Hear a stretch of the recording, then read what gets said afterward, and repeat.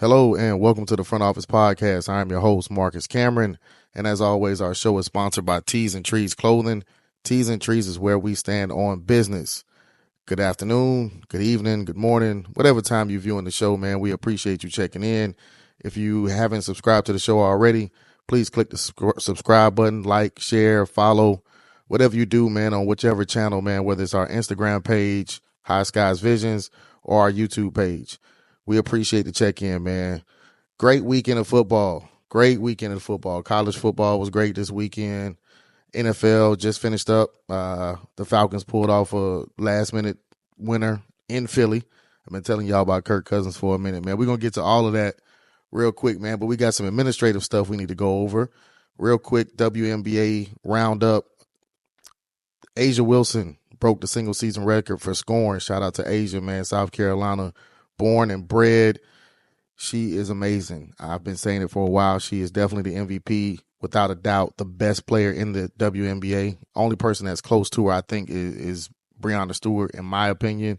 I know there's some other MVP candidates, but Asia is the cream of the crop. She's the top dog. She is a beast, and she's got her team peaking right at the right time. I think it's one game left before they start the playoffs. I think they won 4 out of 5 or maybe even 5 out of 5. I'm not sure on the particular record, but yeah, Asia is a monster. She has been playing lights out all year. She has an opportunity to win MVP and Defensive Player of the Year. Not our choice for Defensive Player of the Year, but I understand the nod. If she gets it, I wouldn't be mad. Our choice is Dejanay Carrington. Shout out to her. But again, Asia has been having an amazing year. She really has. And I think it should be something that should be, it's going to be put up there. I think she's going to go down as a GOAT. Shout out to my man, Kevin Dudley. We were talking about that earlier today at work. I think she pulls this three-peat off. She wins the MVP and Defensive Player of the Year. You're going to have to start talking about Asia as the GOAT. Like, seriously, like a real conversation. I know it's a lot of things that other players have done, and that's not to knock them, but she has been having an amazing year. Seriously, she really has been having an amazing year. All right, so let's move over to college football. College football for me has been a pretty shitty year. I'm a Florida State fan. As if you're a subscriber to the show, you know I'm a Florida State fan. Been a Florida State fan my entire life, man. And right now, it is a shit show. Our defense does not look good. Our offense does not look like we can score. The quarterback play, to be nice, has been subpar. I haven't seen any special teams. Coaching looks like they lost the locker room. I hope that's not the case. Right now, I think Florida State as a whole, coaches, players, anybody in that locker room, man, now it's just about pride. Because you're 0-3. We don't do this type of shit at Florida State. You're 0-3. You're not going to win the ACC. You're not going to be in the college playoff without some amazing help. Just go play for pride. And it's going to be hard because you got a lot of transfers. And this is the problem. Well, I would say not the problem, but a hurdle when it comes to the NIL deals. You can't expect a guy who was just playing at Ole Miss last year, or he was just playing at Alabama last year, and now he's playing for Florida State. He's not invested in that program. Okay? Out of 15 transfers, 2 or 3 of them may be invested out in the program. The rest of them are there to get a chance to play, to showcase their skills so they can move to the next level and get some money to be able to change their family and just play at that level because that's probably what they've been dreaming about their entire life. Okay? But you're going to need more than 2 out of 15 transfers to buy in. And Mike Norvell, this is where you earn your money because this is where you can earn your money or this is where you're going to get fired. Because I can tell you as a Florida State fan, if this shit continues, they're going to get your ass out of there. They are going to absolutely get you the fuck out of there. So tread lightly. That's all I'm going to say, man. Tread lightly. To the USC fans and the USC Gamecocks, man, congratulations to them. By the way, I think they started out the season 2-0. They 2-1. Took a tough loss to LSU. And I joke and laugh with my friends who are USC fans. But at the end of the day, I don't want to see them lose. I want them to see them win. But I just can't. That's just not my thing. And it was a tough loss to LSU. It was a horrible call. It was a bad call. Shouldn't have made it in that moment. But at the same time, me personally, I don't think that's the reason why y'all lost the game. I watched the game. Y'all had a 17-0 lead. Sellers got hurt. That was a hurdle. But this is where you become a great program. This is where you become a great team when you can kind of overcome everything that's thrown at you. And, it could have happened to LSU. It can happen to any team, top team, low tier team, whatever it is. Injuries and bad plays happen. Can you overcome them is the question. And unfortunately, they weren't able to overcome it. They got Akron on Saturday, which should be a good win. I hope they sit Sellers down, let him get some rest because they're going to need it. They got Ole Miss, Alabama, and Oklahoma after Akron.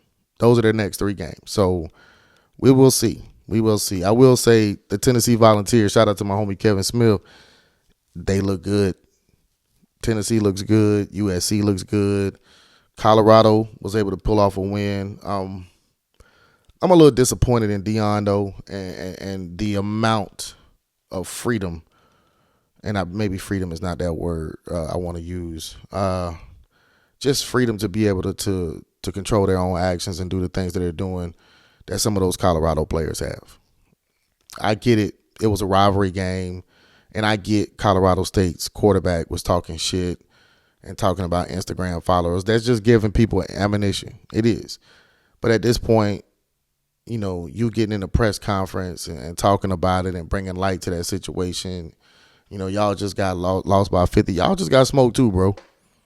Yeah, let's make sure we real clear on that. Y'all might not have been talking shit, but y'all just got smoked, and your son was just up here throwing his whole offensive line under the bus in the media. You know what I'm saying? And it's that type of mentality that kind of worries me about it. Let's not get it twisted, man. Deion has done an amazing job as far as attendance, bringing attention to Colorado football, generating money for that school. He's got guys in the right position. He does, and he's done. I haven't agreed with every move. I'm not supposed to. I'm a free thinker. I'm not going to follow the norm just because it's Deion. Maybe some of y'all kissing his ass like that. I'm not doing that shit. Like, when you wrong, bro, in my opinion. And my opinion is not the Bible or anything, but it is my opinion, which is why I'm doing the show. So I just don't agree with some of the shit, and I'm not sure how true it is about the Colorado band can't play the fight song anymore when they score because he wants to play his son's rap song. Hey, look, man, now this shit is just going too far. Listen, I'm not going to knock anybody for trying to do anything. He may be a very talented rapper. The truth be told, I've never heard the song. Maybe it's a hit, or maybe it's not. But either way, maybe you should just stick to coaching the fucking football team.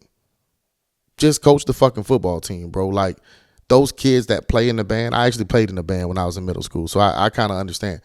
A lot of them probably are not there on scholarship. They're probably paying to be at school. They play in the band. They give up their Saturdays to come out there and support y'all. And when y'all score, that's their time to shine. That is their time to shine. Not for Shador Sanders' fucking rap song to play. You want his rap song to play, bro? Play it when y'all running out.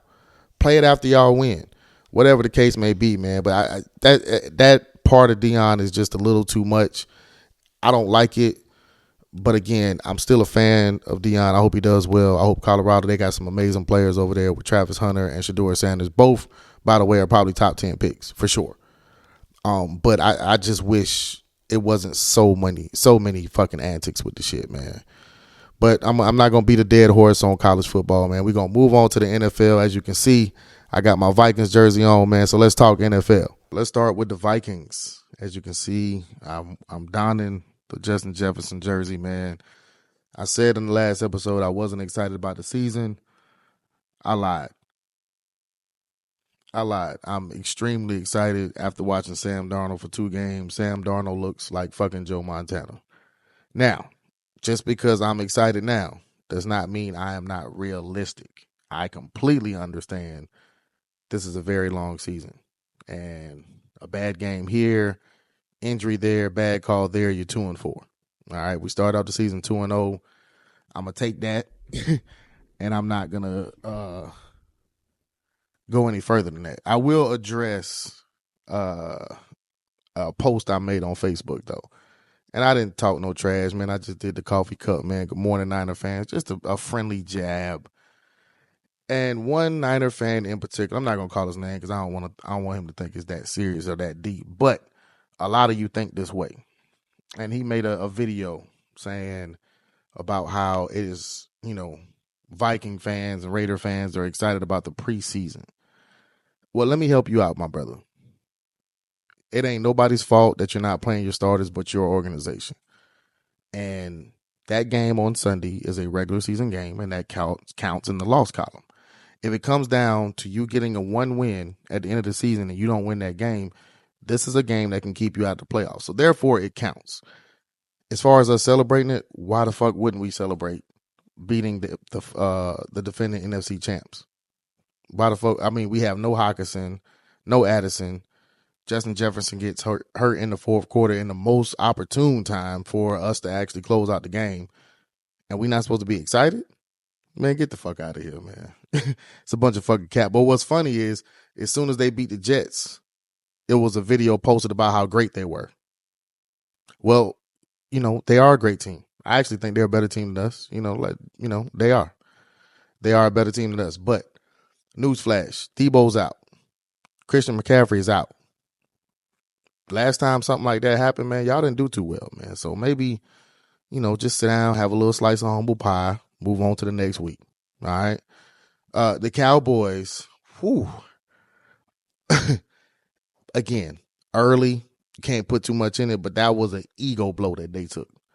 The Saints beat the shit out of the Dallas Cowboys in Dallas. And I would have bet all the money I had that Dallas was going to run right through them. Pause. With no problem. But you got to give the Saints credit. They beat the shit out the Panthers. They put 45 or 44 up on, or 42 on Dallas. They scored like 90 points in 2 games. They look dangerous. Again, long season, very early, but you got to give props where props is due, and props are due right there. Miami Dolphins, 1-1. Tough loss as far as Tua is concerned. Hopefully he makes the right decision. I don't know what the right decision is for him. I think a lot of people are giving their opinions as usual in social media and different media personalities or whatever the case may be, man. But it is what it is, man. The only person who knows the right decision to make is going to be Tua, his family, and that medical staff. And whatever decision they come up with, I hope it's the best thing for him and his family. As far as the organization is concerned, they got to move on, try to find a quarterback. I heard they talking about bringing in Ryan Tannehill this week, which is probably a good idea because Skylar Hayes, I think his name is, he's not it. Not it. Not a bad quarterback. Not the guy that's going to get you to an AFC championship game, though. Tannehill has played in the AFC championship game before, I believe, with Baltimore. With Tennessee. Beat Baltimore in Baltimore. He's proven if he's in shape and he's ready to go, I'm absolutely giving him a call. Yes, without a doubt. But there was a lot of upsets this week, man. A lot of upsets. Detroit lost to Tampa Bay. Great win by Tampa Bay. Houston Texans look good. The Cleveland, big win in Jacksonville. Big win. Well, it might have been in Cleveland. That game might have been. No, it was in Jacksonville. The game was in Jacksonville. Big win. Deshaun Watson wasn't much better, but I guess it was enough to get him to win. I kind of turned it away because I was watching the Viking game.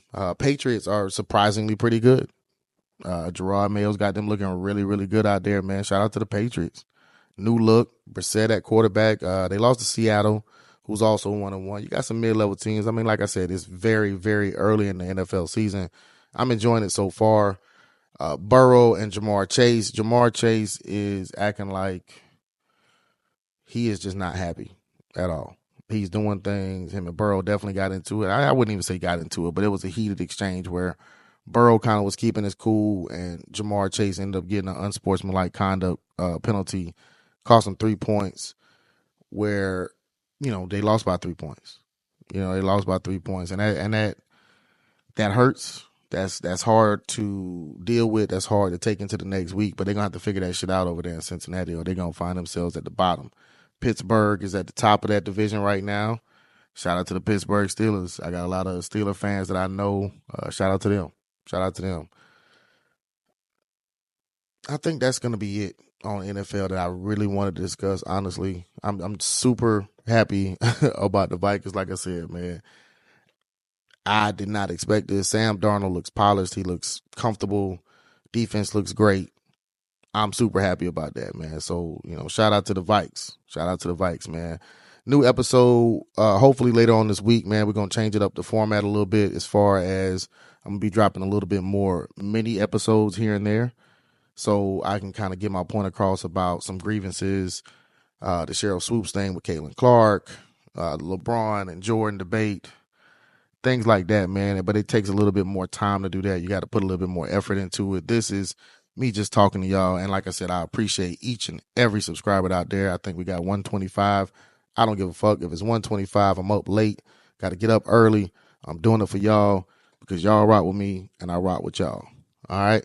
I'm your host, Marcus Cameron. The show is the Front Office Podcast. The clothing line is Tees and Trees Clothing, where we stand on business. Until next time, peace.